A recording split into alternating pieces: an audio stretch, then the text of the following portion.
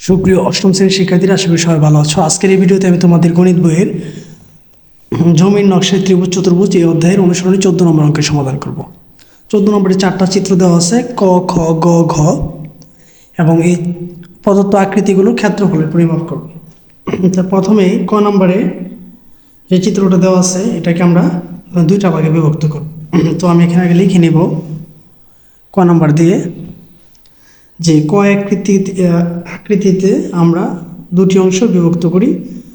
প্রথমটা আয়তক্ষেত্রের ক্ষেত্রফল, দ্বিতীয়টাকে আয়তক্ষেত্রের ক্ষেত্রফল। অর্থাৎ এটাকে আমরা দুই ভাগে বিভক্ত করবো। এভাবে চিত্রটাকে আমরা এভাবে ভাগ করে নেব।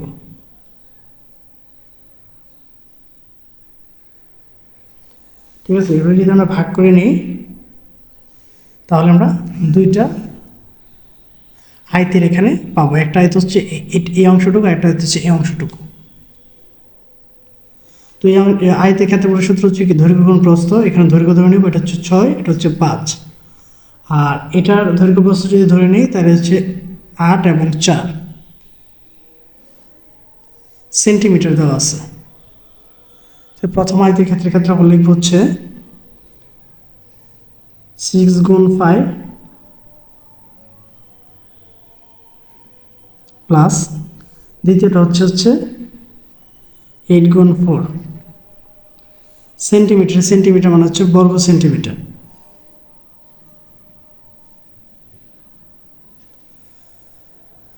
তাহলে 5 হচ্ছে 30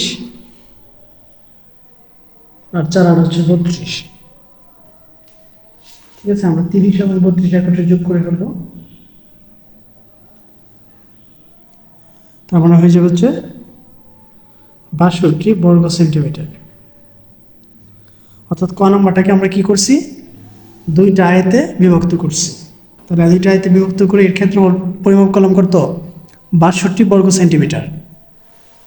এবার আমরা 2 নম্বর চিত্রটাতে যাব। 2 নম্বর চিত্রটা সেম একইভাবে আমরা এখানেও কি করব, দুইটা আয়ত এটাকে বিভক্ত করব। কিভাবে, এই অংশটুকু যোগ করে দেব।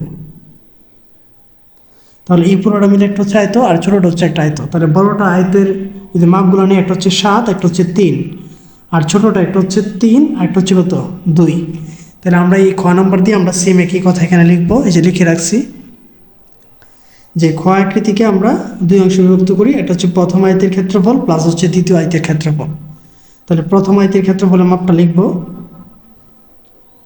7 × 3 আর দ্বিতীয়টা হচ্ছে 2 × 3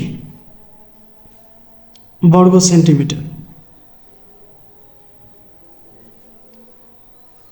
3 সাথে হচ্ছে 21, 3 দুগুণ হচ্ছে 6।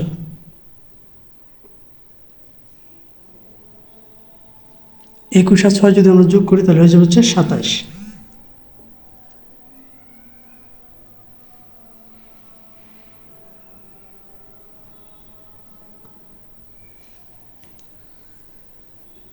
এবার যাবো হচ্ছে 3 নম্বর চিত্রে। তো 3 নম্বর চিত্র যদি আমরা খেয়াল করি, 3 নম্বর চিত্রে এটাকে আমরা তিনটা ভাগে বিভক্ত করব।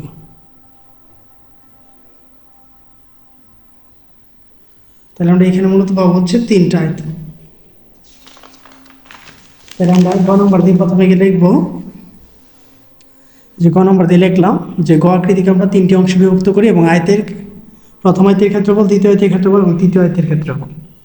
তাহলে প্রথম আয়তের ক্ষেত্রফলের মানগুলো লিখবো 4 গুণ 3, দ্বিতীয়টা হচ্ছে মেকে 4 গুণ 3, আর তৃতীয়টা যেটা এটা হচ্ছে এখানে থাকবে হচ্ছে 12, 12 গুণ হচ্ছে 3। এই সবটা আমরা একত্রে যদি যোগ করে দিই তাহলে কিন্তু হয়ে যায়। এই সবটা যদি একত্রে আমরা যোগ করে দিই তাহলে হয়ে যাবে 12, নিচেটা হচ্ছে 12 আর উপরটা হচ্ছে কত 3। আমরা লিখতে পারি 12, 3 বর্গ সেমি।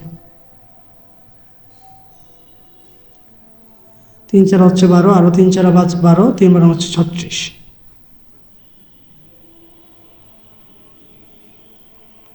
12 12 24, 24 আর হচ্ছে 36 আমরা একত্রে যোগ করবো।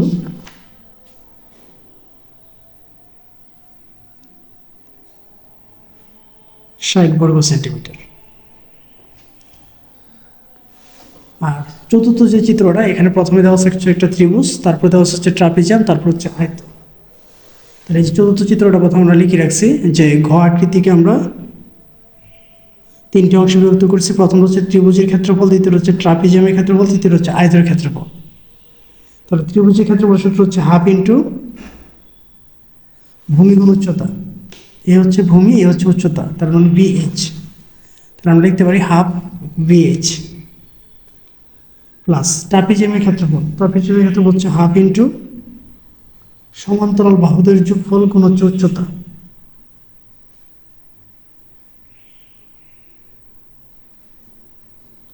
ঠিক আছে, তাহলে সমান্তরাল বাহুদের যোগফল গুণ হচ্ছে উচ্চতা যদি আমরা ধরি, তাহলে হচ্ছে ডিএইচ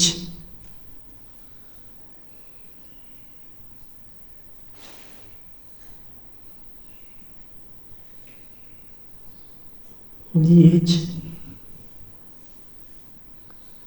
তারপর আমরা লিখতে পারি হচ্ছে ই প্লাস ডি।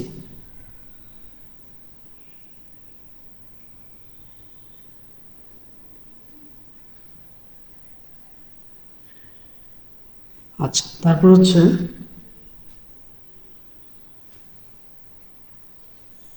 এ প্লাস সি।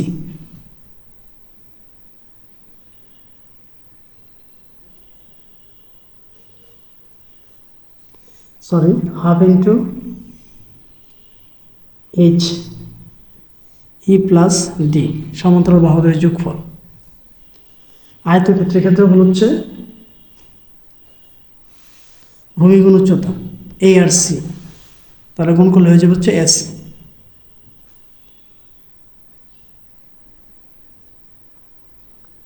ঠিক আছে, তাহলে এই দুটো থেকে যদি আমরা হাফ কমন নিয়ে যাই, হাফ এবং এইচ যদি কমন নিয়ে যায়, তাহলে থাকবে হচ্ছে B plus D plus E plus হচ্ছে এস।